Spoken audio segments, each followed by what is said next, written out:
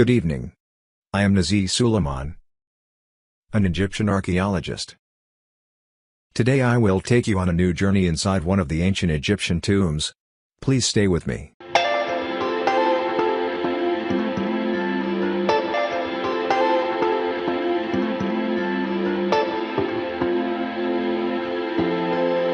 Amenhotep III was the son of Thutmose IV and the father of Akhenaten. He became pharaoh at around the age of 12 and reigned during the latter part of the 18th dynasty. The great royal wife of Amenhotep III was T. It is believed that he had in excess of 300 wives. Amenhotep Hekawaset was his birth name, meaning Amun is pleased, the ruler of Thebes. His throne name was Nebmat-Ra, meaning Lord of Truth is Ra. His reign, of 36 to 40 years, was largely peaceful and prosperous. Commerce and diplomacy were preferred to the use of military force, especially in the Near East, and Amenhotep III presided over a period of remarkable artistic creativity. Some of the largest and most impressive monuments of the New Kingdom were created during his reign. For many, it marks the apogee of Egyptian civilization and the beginning of its decline. His mortuary temple is the single largest temple known to Egyptologists. It collapsed after an earthquake, and was dismantled by subsequent rulers, and very few remains of it today, but the two huge statues known as the Colossi of Memnon. His palace of Malkata, situated to the south of the temple on the west bank, is still impressive today even though it is in ruins. We can still discern the remnants of mud brick walls and fragments of colorful mosaics that surface in the sands. The king had dug a vast lake in front of the palace, the Birkat Habu, which was connected to the Nile by a canal. In all is the largest royal residence ever constructed by a king of Egypt. Considering the significance of his contributions to monumental architecture in Egypt, it is a pity that the only thing to show of his tomb today, in the West Valley of the Kings, is an unimposing and often unnoticed hole in the ground.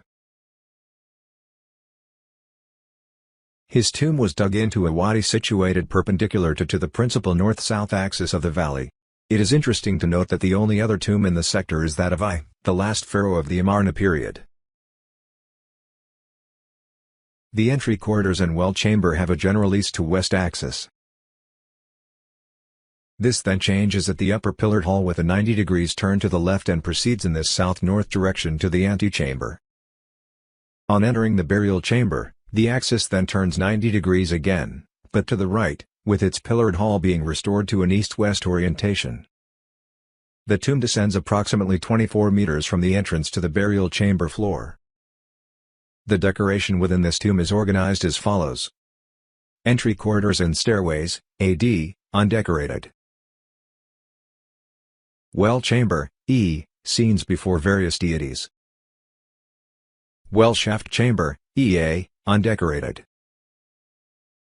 Upper pillared hall, F, undecorated. Corridor and stairways, GH, undecorated. Antechamber, I, scenes before various deities. Burial chamber, J, scenes from the Amduat, pillars with Amenhotep before various deities. Side chamber, JA, undecorated. Side chambers, JB. JBB, undecorated.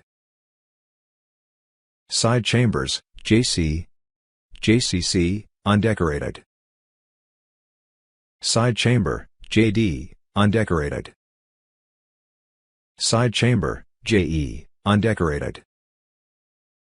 Entry corridors and stairways, AD. The tomb is entered by way of a steep flight of steps, A. These lead into a moderately inclined corridor, B. This is followed by yet another steep stairway of 16 steps, C. Yet another moderately inclined corridor, D. Finally leads into the well chamber, E. So far, this journey of about 36 meters has descended to a depth of nearly 14 meters below ground, and have brought us at last to the first decorated chamber, the well chamber. The chamber itself is 4.4 meters wide by 3.6 meters in length. The ceiling of the upper area of the well chamber is 2.5 meters above what would be floor level, while the well shaft, which gives the chamber its name, ascends approximately 5.9 meters below it. Its original purpose is still uncertain, but 3 hypotheses have been proposed. It may have been dug to help deter tomb robbers. The well may have been a safeguard against the rare but violent rains that washed through the tomb. Finally, the well may have been symbolically connected to Nun in the primordial ocean. The well chamber, only 3 of the interior walls are decorated. The left, north, wall. The right, south, wall and the rear, east, wall which faces the visitor on entry. Each wall is topped thick frieze on a yellow ochre background, separated from the major scenes with an outlined band of colored rectangles. The ceiling is decorated with yellow stars on a dark blue background. The north wall. This wall contains 4 scenes. Starting from the entry end and proceeding into the tomb, the first scene shows Amenhotep III accompanied and protected by his father's Ka being embraced by Hathor. The remaining 3 scenes in turn show Amenhotep III receiving the Ankh sign from Anubis, the Western goddess, and finally Osiris.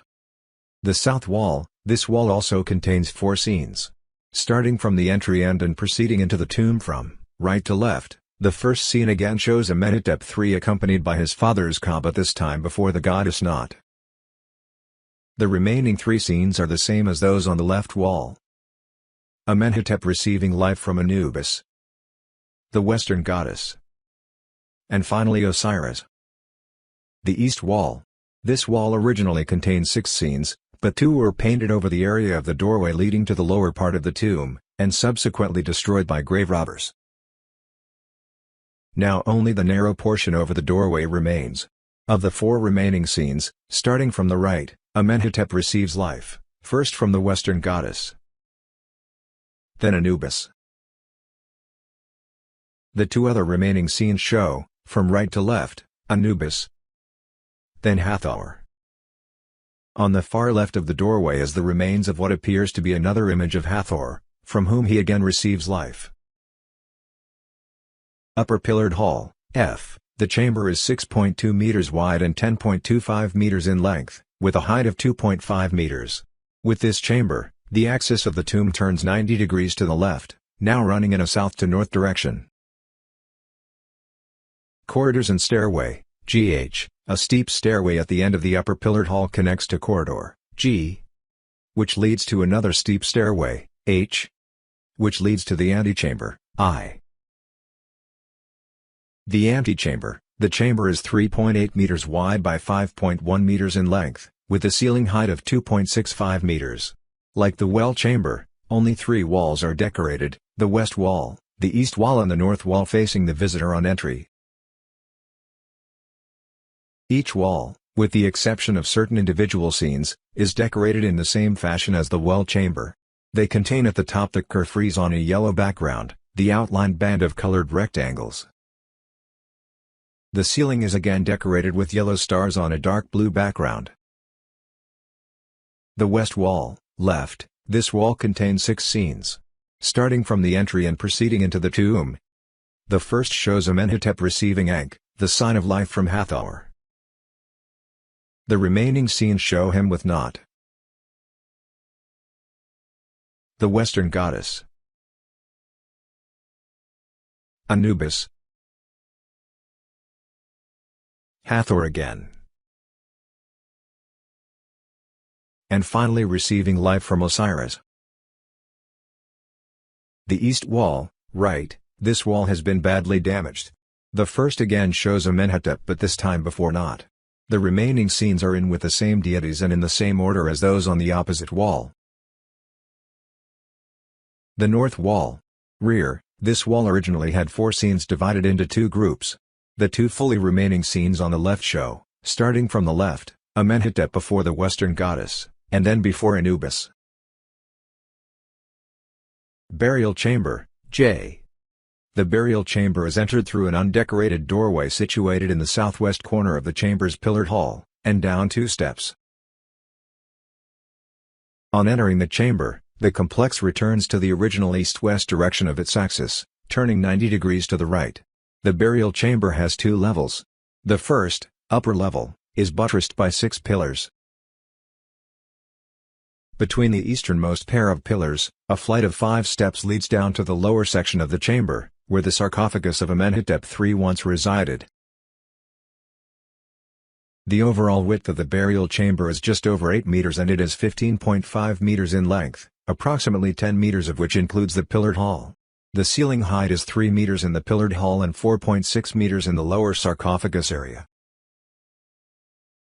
The north and south walls punctuated with doorways to side chambers, JA and JE. Off the lower sarcophagus section are 3 doorways, again leading to more side chambers, north, JB and JBB, east, JC and JCC, and south, JD. The walls, pillar faces and ceiling were all at one time decorated, the ceiling with pale yellow stars on a dark blue background. Walls decoration. The walls were plastered and decorated with painted representations of the Book of Amenhotep, one complete as well as an abridged version. Pillar decoration. The pillars are decorated showing the king before Hathor, Osiris, the western goddess, and Anubis. Each face is topped with a kuiper frieze. The instances of Amenhotep before the various deities is as follows. All sides facing south depict the western goddess. All sides facing north depict Hathor. Both other sides are of Osiris, with the exception of the west side of Pillar 5, facing away from the sarcophagus, and the east side of Pillar 6, facing the sarcophagus, both of which are of Anubis. Of his sarcophagus, only the 3-meter-long red granite lid remains. This had been broken into 2 large and several small pieces which were found in the burial chamber. Here ends today's video. Hoping to meet in another video tomorrow. Until then, I wish you happy times and good health. Bye.